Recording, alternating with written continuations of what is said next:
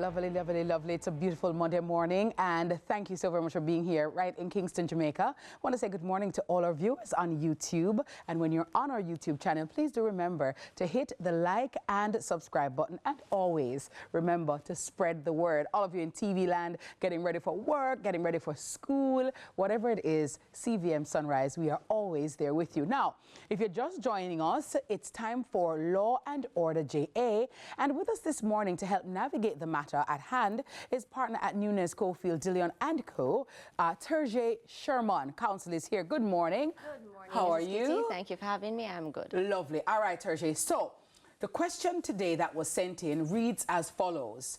Jane Brown is a Jamaican who resides overseas. She has worked hard and saved enough money to purchase her little slice of Jamaica. She is interested in purchasing an apartment that has not yet been constructed.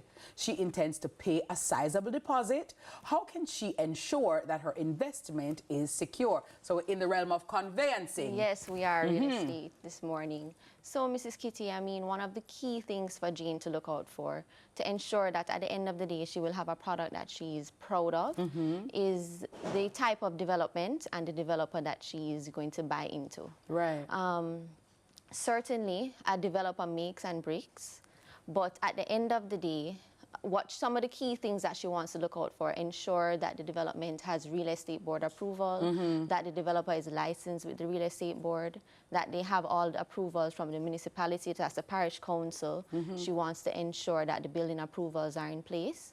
Another key thing that she can look out for, if it is that the developer is less experienced, or for a first-time developer, because all developers start somewhere, yes. right, is the key persons that will build the team and the project. So the architects, the contractors, the engineers, even the lawyers. Certainly those persons, experienced professionals, can bolster the profile of a developer. All right, let's backtrack a little bit. So you mentioned making sure that the real estate board approvals are there, ensure that the contractor is registered, right, is reputable. Yes. Where can Jane find this information? Because she's overseas, right, so maybe she can't fly down to come and visit. Where can she find? So, I mean, a lot of purchasers are from outside the jurisdiction in diaspora. So if it's key, if she has an attorney can ask the developer's attorney for this information. She can also go through a real estate agent to find out this information prior to entering into any contract. Okay. I know that she says she's going to be doing a sizable deposit.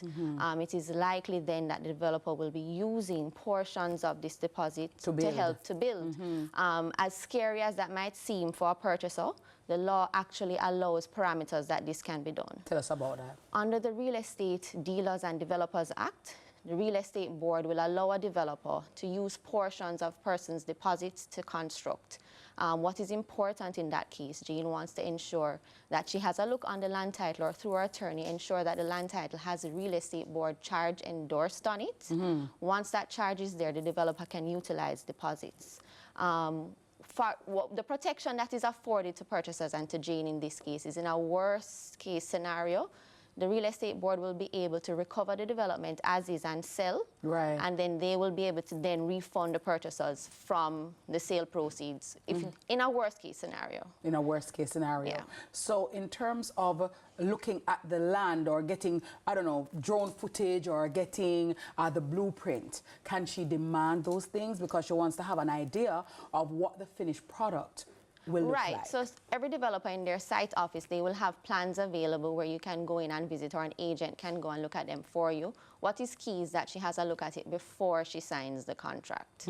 So she can pay a visit. And I mean, when she comes to Jamaica and she's here at home, drive past the development, ensure that this is some exactly. Yes. Ensure that she goes and she visits. She can drive by. She can try and arrange a site visit, even though developers, and for security and insurance purposes, they might not want people on property, but drive by and ensure that you see persons over there working and activities happening on property. Let me ask you two questions quickly, counsel. What if a situation arises where the project was supposed to finish in 3 years, right, but it's not done in 3 years? Yes. Jane pay her money already. I was expecting my house to be ready in 3 years. One, is there any recourse that Jane has if the developer does not develop on time?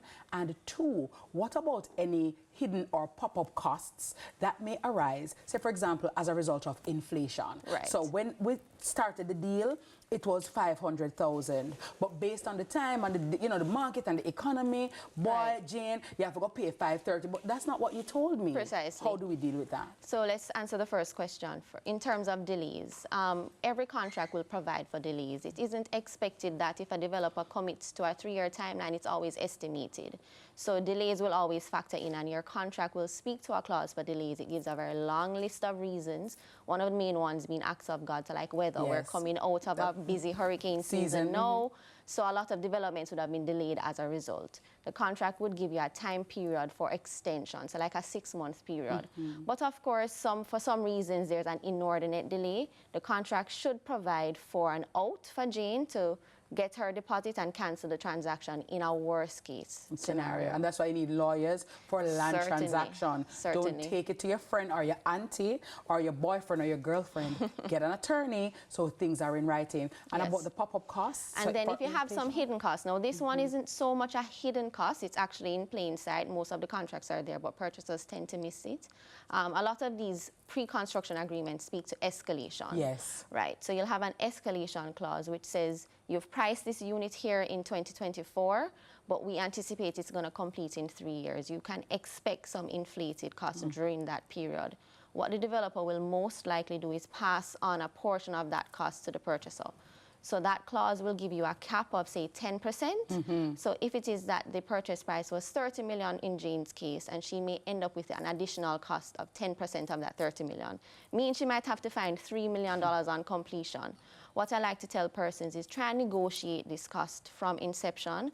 Whether it is she's paying a sizable deposit, she can use that as a tactic to try and reduce it or have them waive it altogether. Yes. If not, it's something you have to prepare for from day one. It means instead of really paying $30 million for it, which is what is advertised, you're really paying $33 million for it at the end of the day. A lot of developments are also priced in USD. And if it's in United States dollars and you're earning Jamaican and you're going to pay, say, by way of a mortgage in Jamaican dollars, you could end up with the inflation based on just an exchange rate. Yeah. Right. That's a little harder to anticipate what the final cost will be because you never know what the dollar may rise to in a 3-year period. So just try and put some money aside, especially if you're buying into something pre-construction, to ensure that you have funds at hand because you may end up with these costs at the end. Very well articulated, counsel. Thank you so very much. I rest my case. Thank you, that is Mrs. why Kitty. she's a partner at Nunes, Cofield, Dillion & Co. because she knows her job like whoa, okay? Love it. Thank you so very much Thank you, Mrs. Kitty. for that, all right? That was Terje Sherman, partner at Nunes, Cofield, Dillion & Co. And please do remember to keep those legal questions coming by sending them to our socials at CVM_television or at Sunrise CVM. We'll be right back.